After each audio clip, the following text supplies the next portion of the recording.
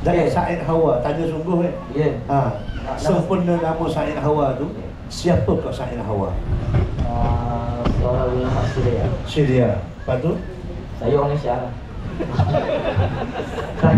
Nama saya Syed Hawa. Faham? Okey. Maksud saya, soalannya Said Hawa ni orang hebat. Macam Said Kutuk juga. Baguslah ayah beri nama Said Hawa tu. Cuba kongsikan kepada orang. Nombor tu, Said Hawa kok yang di Syria tadi tu. Satu sudah tak apa. InsyaAllah. Nama Syed Hawa, dia seorang ulama di Syria yang mencetak, mengeluarkan satu judul buku bernama Islam. Masya Allah. Alhamdulillah. Betul tu tak? Nama kitab dia di Al-Islam. Comel. Ada satu kitab lagi comel. Untuk semua hadiah orang. Nama tu Al-Amal Al-Islami. Maksudnya maksud kita beramal secara beramal mengenai Islam. Bukan kerja individu je. Alhamdulillah. Suka-suka ni disebut Said Hawa tu, kenal lah Ustaz maknanya. Okey, silakan soalan. Bismillah.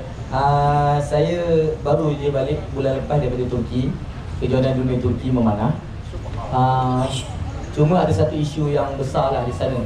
Sikitlah isu yang boleh ditanya pada Ustaz.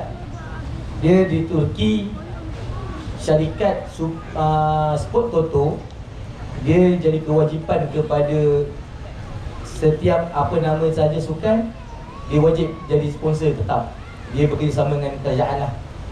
Tapi kalau di Malaysia, Sport Toto ni perjudian lah kan. Cuma dalam memanah, dia tidak ada kena-mena dengan Sport Toto. Dia tidak sign agreement tu. Cuma lambang dia diwajibkan dalam apa saja program memanah. Kerajaan tetap mandatori, lambang tu wajib berada di apa saja kejohanan memanah.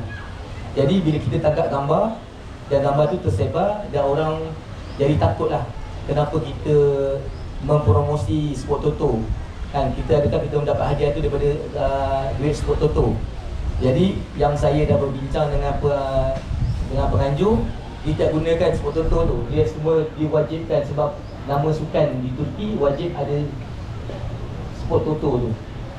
Jadi sebagai pemanah yang pergi ke sana, kami nak tanya apakah hukum sekiranya kami pergi, dan saya dah pergi lah, dah 7 kali pergi, dan Sport Toto tu masih ada lah, memang dia wajib lah. Cuma kami nak tanya direct Ustaz, adakah hukum kami ni mempromosi itu wujud dalam sukan yang kami cuba ni? InsyaAllah. Soalan kontemporari tak? Okey.